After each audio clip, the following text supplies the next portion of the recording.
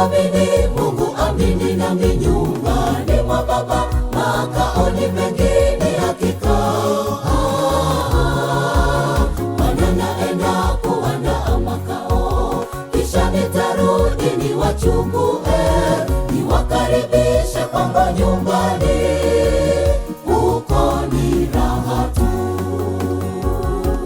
Katika safari ya kwenda mbinguni, twapitia shida na taabu nyingi. Ndipo Bwana akamwita Ibrahimu, akamwambia ende mlima Moria, akamtoe mwanae sadaka. Ibrahimu akaanza safari kwa kutii tu sauti ya Bwana.